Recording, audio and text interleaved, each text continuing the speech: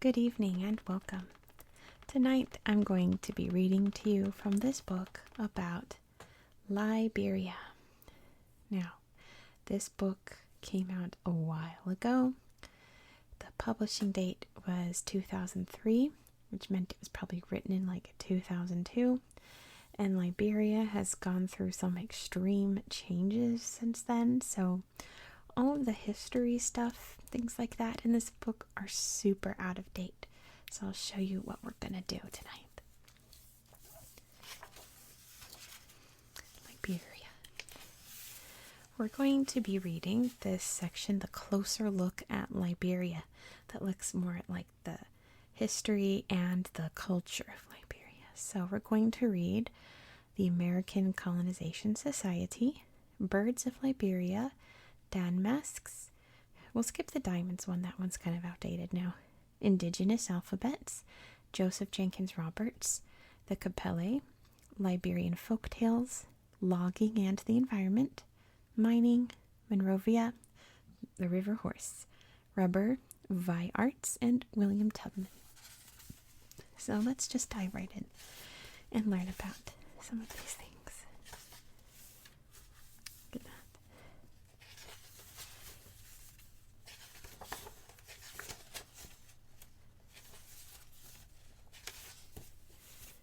Here we go.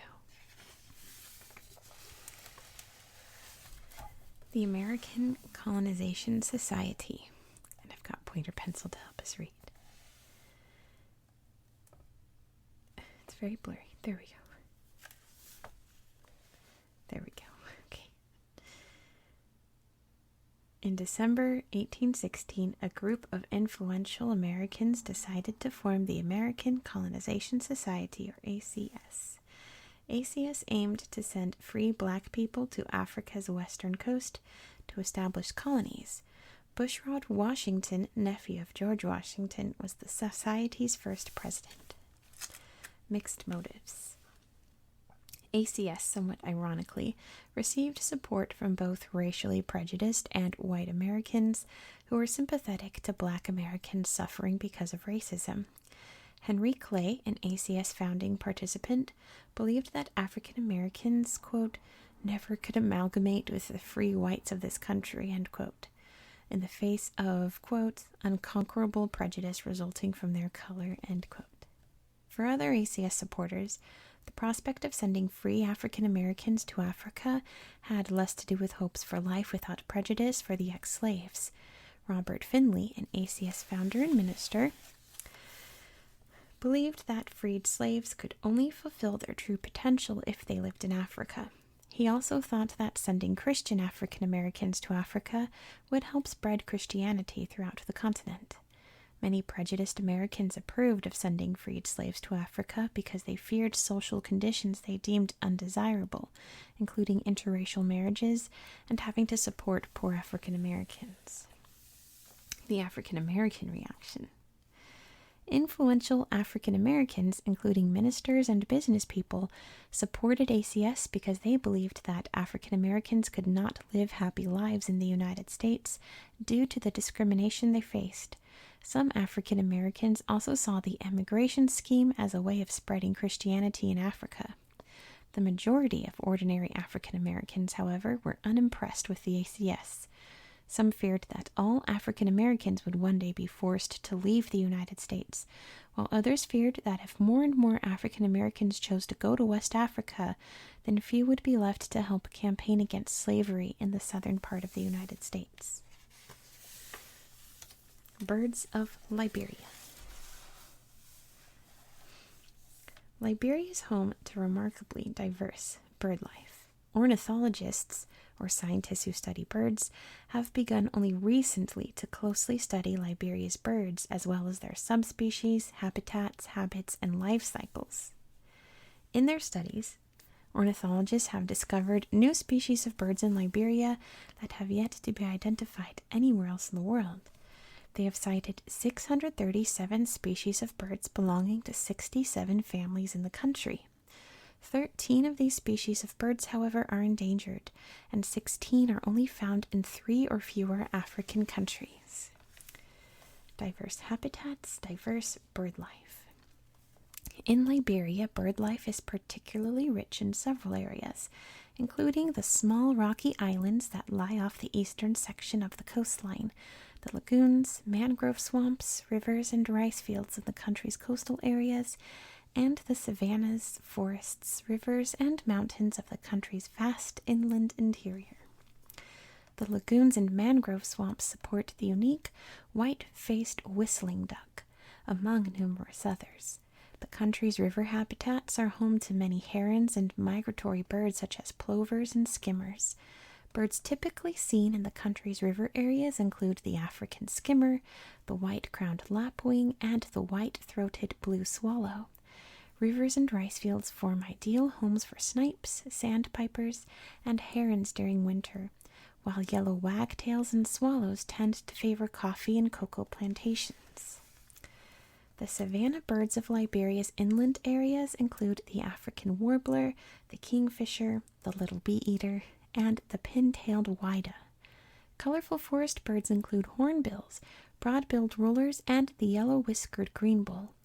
The hornbill family is a good example of great diversity within one family. 8 subspecies of hornbills have been found in Liberian forests. They range in size, with some more than 3 feet long and others no bigger than a thrush. Some experts consider the rare black and white casqued hornbill a 9th subspecies. Commercial logging is the most serious threat to bird life in Liberia. Rapid deforestation is leading to dwindling wilderness areas and consequently fewer natural habitats for the birds. Dan masks. These are so interesting. Look at how incredible. The Dan are one of Liberia's ethnic groups and a branch of the larger Mande family. Also known as Geo or Yakuba, the Dan typically inhabit northeastern Liberia. Dan communities also exist in neighboring Côte d'Ivoire or Ivory Coast. The Dan tend to settle in isolated mountainous areas where they grow cassava and rice on the slopes. Despite their relatively reclusive lifestyle, the Dan enjoy a good reputation around the world for the beautiful hardwood masks that they carve. The masks are called glay in the Dan language. Other Dan arts include other types of carvings, storytelling, and mural paintings. Glay play an important role in Dan religious ceremonies. They are only worn by dancers when performing religious rites and rituals, and the Dan believe that the wearer of a mask takes on the spirit of the figure the mask represents. Often the masks represent famous Dan ancestors who once held power in the community. When such masks are worn, the Dan believe that they can recall the power of these ancestors to maintain control and balance in their society. Look how incredible these are. Female and male masks. Dan masks can represent either male or female beings, although Dan women can never wear masks. Female masks are most often used in public rituals to judge disputes or to protect children. Carved differently than male masks, female masks have oval foreheads, long narrow slits for eyes, and small noses and mouths. There's Rooster. Good morning. Some Dan families keep reproductions of female masks at home for protection against disease. Palm oil, rice, and other sacrifices are offered to female masks during certain periods of the year as a sign of devotion. Male Dan masks usually look more lifelike than female masks and sometimes include a mixture of human and animal features. Male masks represent Du, which are spirits of strength. The Dan believe that Du appear in their dreams and ask people to perform certain actions. Du have been believed to ask for trees to be planted or masks to be carved so that they can live in them. For the Dan, the Du can take part in everyday Dan life, including celebrations and important social events, once they enter their requested forms or objects. I still think this picture is remarkable. These two boys in these cool headdresses, face paint, they look so serious. And then this guy. Huge outfit, mask. This picture's amazing. skip this one about the diamonds, not really relevant anymore. Let's learn about Indigenous Alphabets. Sure it's not too blurry.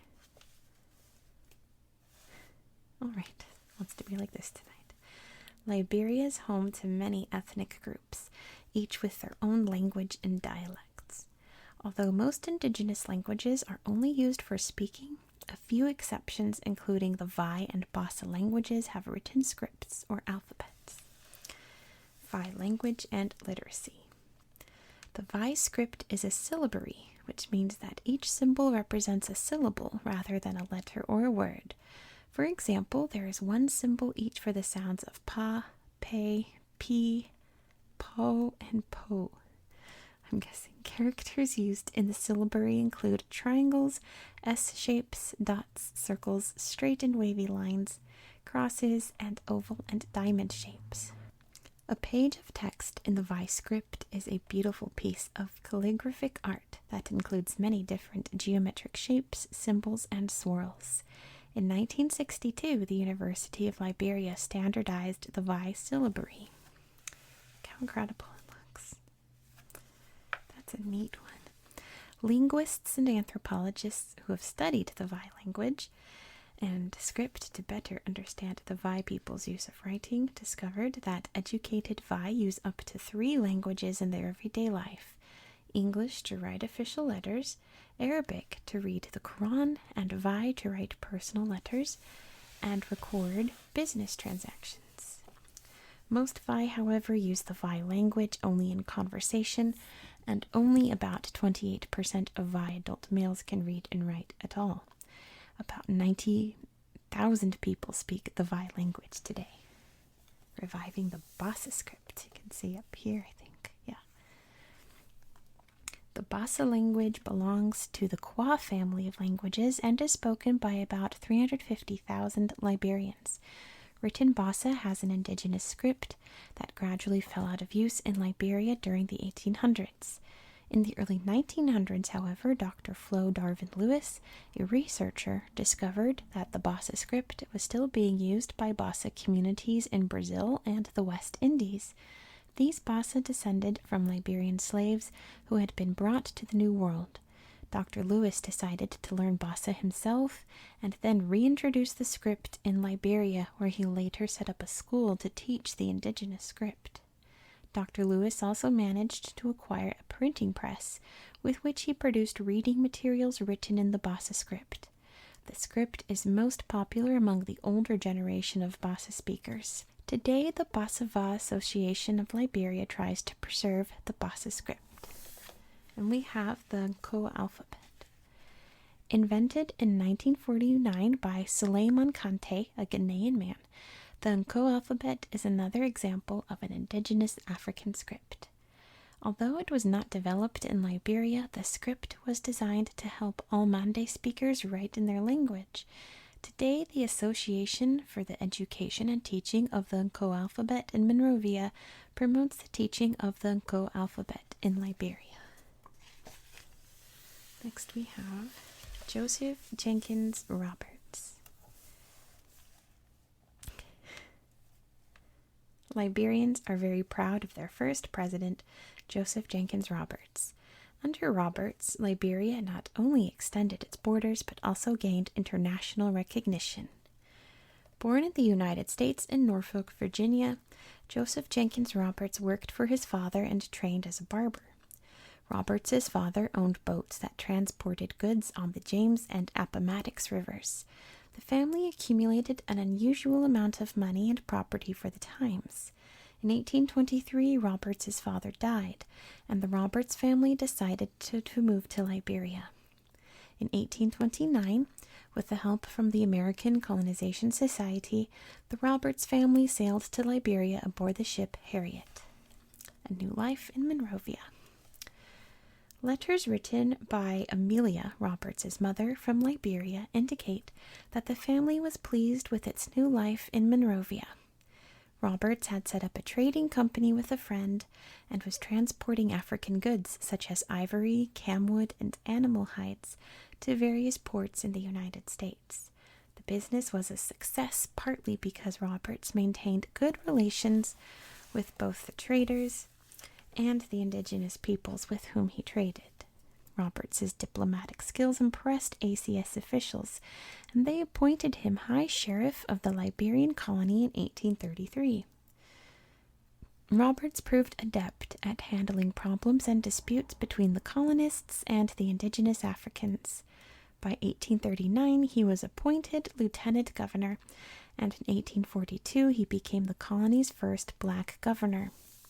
The biggest honor, however, came in 1848, when Roberts was inaugurated as the first president of Liberia.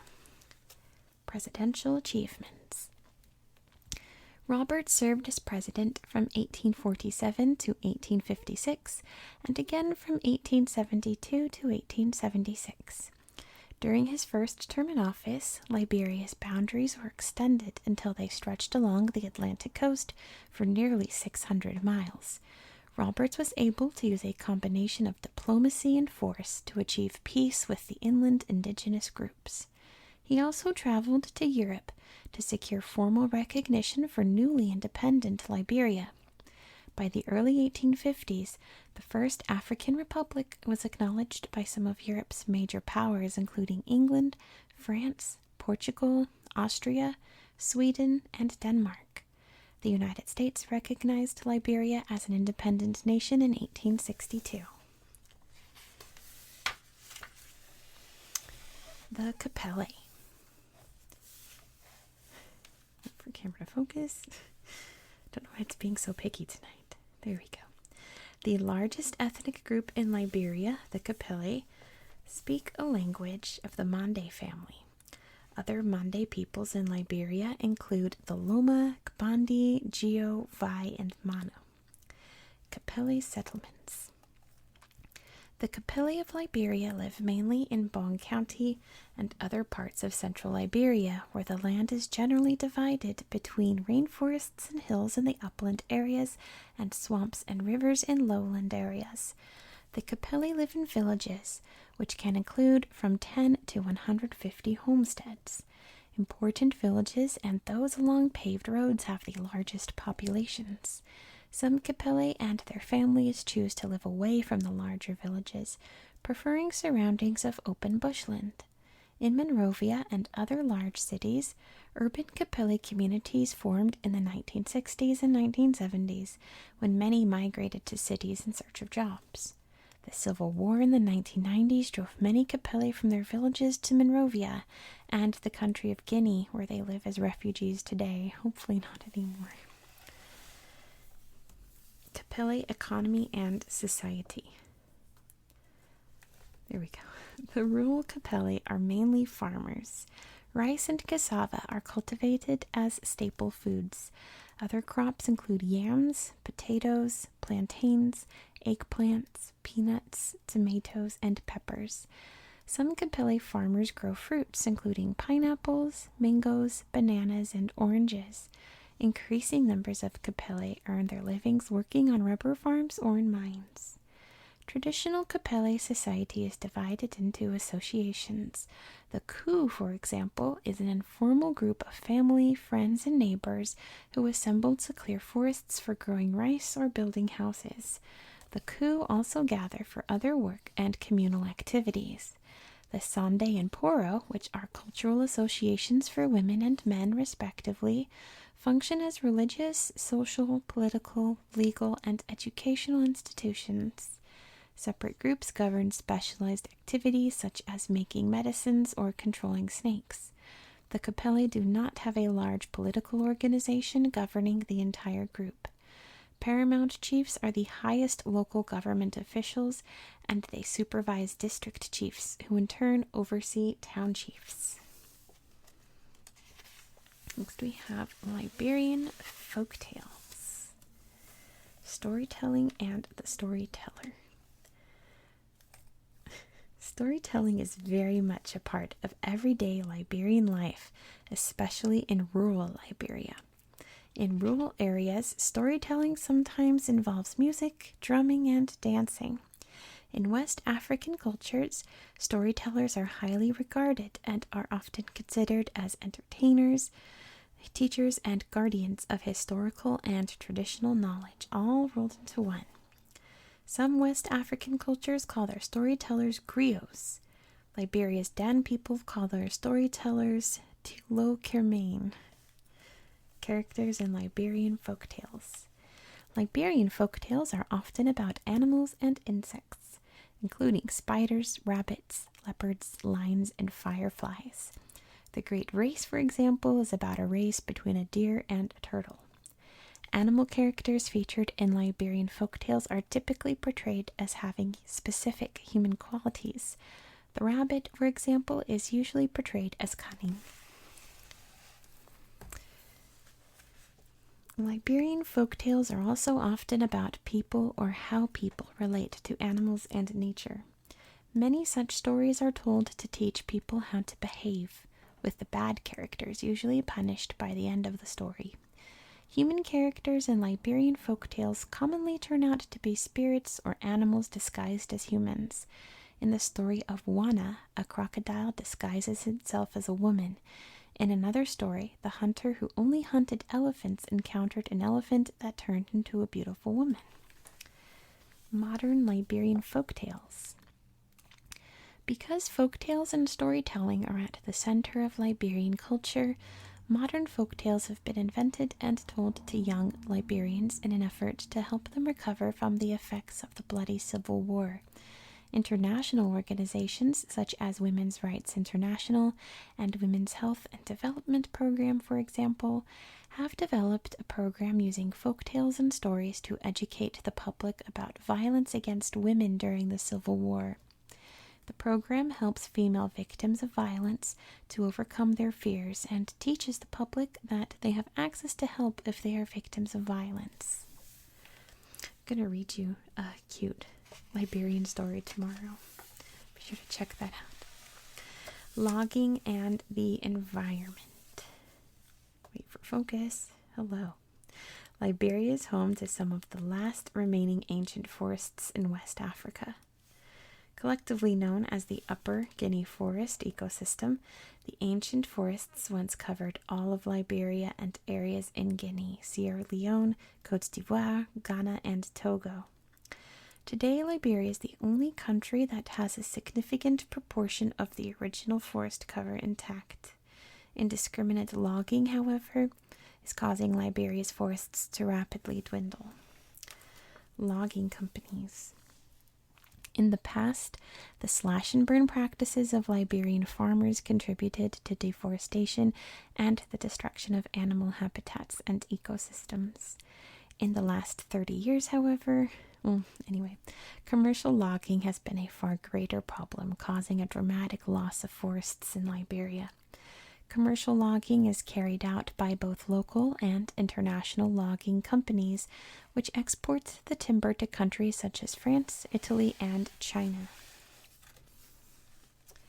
The Liberian government has granted to these companies logging rights to exploit a total of over 7.4 million acres.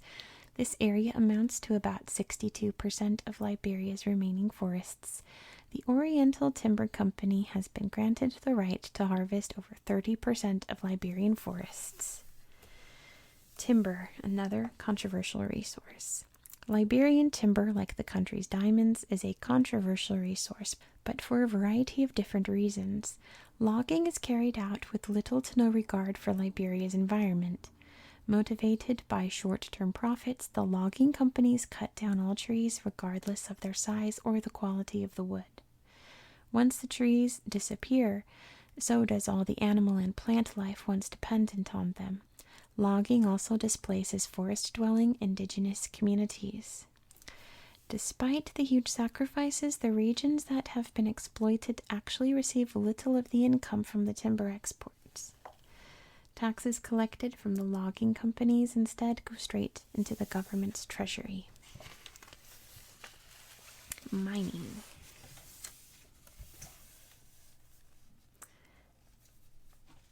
The mining industry has long been one of the main engines of the Liberian economy. Although iron ore production has ceased, the iron ore mining industry fueled the Liberian economy in the 1960s and 1970s. Today, gold is the focus of Liberia's recovering mining industry. Mining iron ore. Operated by the Liberian Mining Company, my cat's eating, ignore him. Operated by the Liberian Mining Company, Liberia's first iron ore mine opened at Bomi Hills in 1951. Over the next 2 decades, many more companies opened iron ore mines in various parts of Liberia. By the mid-1960s, Liberia's largest iron ore deposits had been discovered, and the country became one of the world's top exporters of iron ore. In the 1980s, world prices for iron ore fell and remained low, slowly choking Liberia's iron ore mining industry. The greatest blow to the industry, however, was dealt in 1989 when the country's civil war began. Many large mines, including those near the Nimba Range and the Bong mines, ceased production almost immediately. Efforts to reopen Nimba mines in the early 1990s met with limited success. The iron ore deposits were soon exhausted, and no large-scale iron ore production has since taken place in the country. The war also destroyed much of the civil infrastructure of the larger mining towns such as Bongtown and Yakipa. Mining gold. Gold mining has become much more important in Liberia since the country's iron ore production had diminished. Significant deposits of gold have been found near Chien, or Zwedru, in Grand Gita County, between the Mono and Lofa rivers in western Liberia, along St. John River in Bong County, and in parts of southeastern Liberia. During the Civil War, rival factions fought to gain control over the gold mines, and money from gold mining was rumored to be funding their war efforts. Since the end of the Civil War, Liberia's gold production has increased because of investments from large foreign companies such as Mana River Resources and Amelia Gold, companies based in Canada and South Africa, respectively. What's next? Monrovia. Just leave it down here. Perfect. Monrovia is the capital of Liberia and also the country's largest city. It's just harder to see if it's down there, though. If I had to go like this. All right. Part of Montserrado County, Monrovia is home to the country's main port, which rests on the northwestern coastline of Bushrod Island, facing the Atlantic Ocean. Encircling the city is the Mesurado River, which is one of the tributaries of the St. Paul River. As Liberia advanced politically and economically, urban centers such as Monrovia, Buchanan, Kabarga, and Vinyama developed. Founded in 1822, Monrovia was named after U.S. President James Monroe. By 1986, the city had a population of about 450,000, which doubled by 1992 as thousands of refugees poured into the city to escape Civil War strife in other parts of the country. In 2000, the population of Monrovia was estimated at more than 1.4 million, and more than one-third of all Liberians lived within an 80-kilometer radius of the city. Important buildings and monuments. Some of Monrovia's important buildings include the Capitol, the Executive Mansion, the City Hall, and the Temple of Justice. Other important landmarks include the University of Liberia, the John F. Kennedy Memorial Hospital, and the modern Monrovia Consolidated School System Complex. Monrovia also is home to the National Museum of Liberia and the National Public Library. Nightlife and entertainment. With relative peace in and around Monrovia, residents try to enjoy life as much as possible. Bars, restaurants, discotheques, and hotels are all part of Monrovia's colorful nightlife. Young people gather at these establishments to dance, eat, and enjoy each other's company. Restaurants in Monrovia serve a wide range of food, including African, European, Lebanese, American, Chinese, and traditional Liberian dishes. Gurley Street is the center of Monrovia's nightlife and entertainment. Looking at the river horse, which if you don't know means a hippo. Look how cute he is. Hippopotamuses are often called river horses Because the word hippopotamus comes from the Greek word hippos and potamios, which means horse and river, respectively. Here we go. Hippopotamuses, or hippos, are native only to Africa, where two main species exist. Also known as the great river hippo, the Nile hippo mostly inhabits the rivers and lakes of sub-Saharan Africa. The second main species of hippo is called the Pygmy hippo, and it is found in small numbers throughout West Africa, including in Liberia. The Pygmy hippo is noticeably different from its larger relative, the Nile hippo. Apart from being smaller in size, the Pygmy hippo's eyes are on the sides of its head, unlike the Nile hippo's eyes, which are on top of its head. In addition, the Pygmy hippo's hooves are less webbed than the hooves of the Nile hippo. An average Pygmy hippo weighs between 355 and 600 pounds, while an average Nile hippo weighs between 2,425 and 5,730 pounds. I can't get over how cute it is. Anyway, habitats and habits. Okay, it just has to be like this. Pygmy hippos tend to inhabit lowland forest areas that have many rivers and swamps. While Nile hippos usually submerge themselves in water, Pygmy hippos venture into the water only occasionally. Pygmy hippos must, however, stay close to water or suffer dehydration. Solitary and nocturnal creatures, Pygmy hippos seek shelter in forested areas during the day. At night, they emerge to search for food, which for them includes fruits, roots, grasses, shoots, and leaves. Threats and conservation. The greatest threat facing Pygmy hippos in Liberia today is the loss of their lowland forest habitats. As forests are cleared for farming and human settlement, the animals are driven away and often die when they cannot find clean water. Pygmy hippos are also hunted to some extent. The Liberian government has taken some steps to protect the habitats of Pygmy hippos.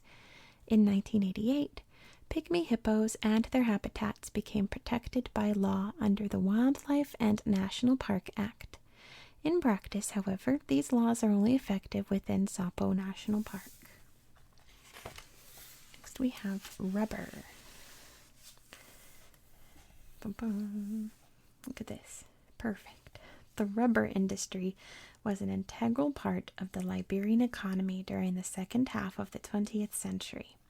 In the 1980s, at the peak of rubber production, rubber provided as much as $110 million in export earnings and employed up to 50,000 Liberians. The Firestone Tire and Rubber Company also employed some 7,000 Liberians, the largest private sector workforce in Liberia. Rubber production, however, plummeted in the 1990s following the outbreak of the Civil War. Today, the Liberian rubber industry is making a slow but steady recovery. How the Liberian rubber industry began. U.S.-owned Firestone Tire and Rubber Company was behind the first large-scale rubber plantation in Liberia.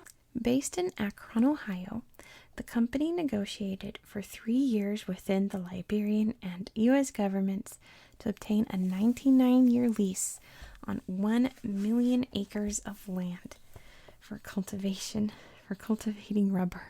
Let me adjust this. I'm trying to fix the lighting here. Okay, that's better, I suppose. In 1926, the Firestone plantation opened at Harbill and remains to this day the world's largest rubber plantation. This book is fighting me today. Okay. I just got to put it down like it was. The arrival of the Firestone Tire and Rubber Company in Liberia attracted other foreign rubber firms, which also obtained large plots of land from the Liberian government on which to grow rubber. Soon, Liberians themselves set up rubber plantations, but their operations were usually much smaller than those run by foreign-owned firms. Rubber production was more or less equally divided between local and overseas producers. The Civil War. The Liberian Civil War forced the Firestone plantation to close in 1990. Although production resumed in 1992, operations were brought to another halt when Ecomog, the military force of ECOWAS, captured Harbill and Buchanan from MPFL, one of the military factions involved in the Civil War. The Firestone plantation next reopened in mid-1997. Many other rubber companies also closed during the Civil War. Rubber plantations suffered much damage, with many trees cut down for firewood or overtapped by illegal rubber tappers. Next we have the Vi arts. Bring this up so you can see. The Vi people belong to the Mande linguistic family, and most live in the area straddling northwestern Liberia and southern Sierra Leone. In Liberia, many Vi settlements are located between the Lofa and Mono rivers in southern Grand Cape Mount County. Vi musical culture. Music is the heart of Vi culture. For the Vi, music is a must at celebrations of birth, initiations into adulthood, marriages, and funerals. In fact, so inseparable is music from Vi culture that specific tunes are allocated to different occupations or tasks. Hunters, midwives, farmers, and storytellers, for instance, each have their own special music for work and leisure. Music also brings Vi people together at the end of the day when they gather to reflect on the day's events with singing and dancing.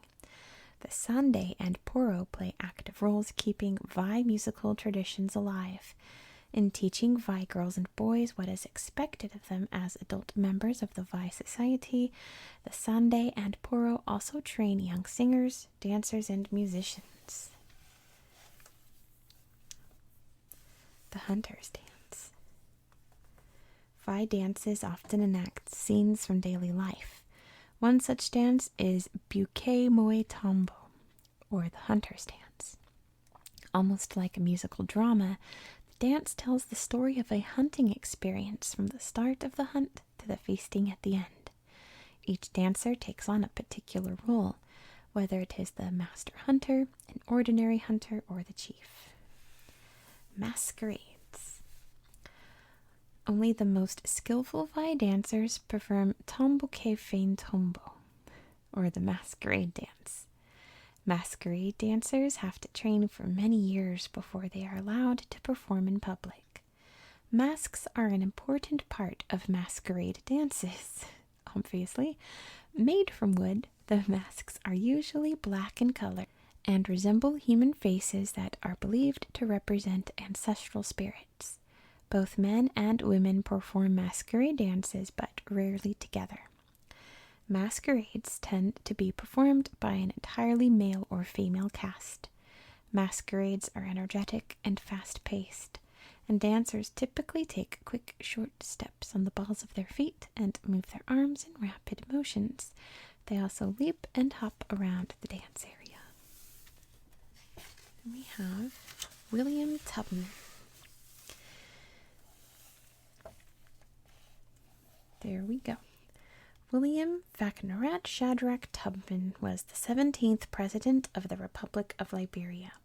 He served as president for 27 years from 1944 to 1971. Tubman remains the longest-serving president in the history of Liberia. There he is. A dedicated civil servant. During his long career as a civil servant in the 1920s and the 1930s, Tubman was elected to a local legislative body and served in a variety of roles, including trial judge, public prosecutor, and arbitration referee. Tubman was elected to the Liberian Senate when he was 35 years old. As senator, he tried to increase the political rights of indigenous Liberians. In 1937, Tubman became an associate judge in Liberia's Supreme Court and served in that position until 1943. In the following year, Tubman ran for president and won. Contributions to Liberia. Here we go.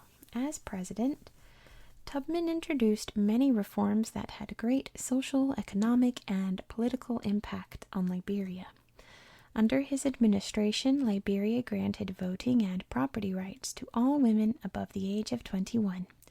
Tubman also granted voting rights to indigenous Liberians, who made up a majority of the population, and implemented a national public school system. There you go. Tubman developed Liberia's economy by encouraging the iron ore mining and rubber industries. The industries brought much-needed income with which the government was able to build roads, highways, and other important infrastructure, including Monrovia's hydroelectric plant and water treatment and sewage systems. Tubman's open economic policies attracted foreign investment and helped modernize Liberia. The Liberian Bank of Industrial Development and Investment was established by Tubman's administration to encourage private investment. Tubman is regarded as one of Liberia's most effective presidents. He maintained firm control in the country and reformed its social, economic, and political life. I believe that's the last one. Yes, it is. Okay. So that's it for tonight. Thank you so much for watching. I hope you found this video relaxing and educational, and I hope that you have a very good night.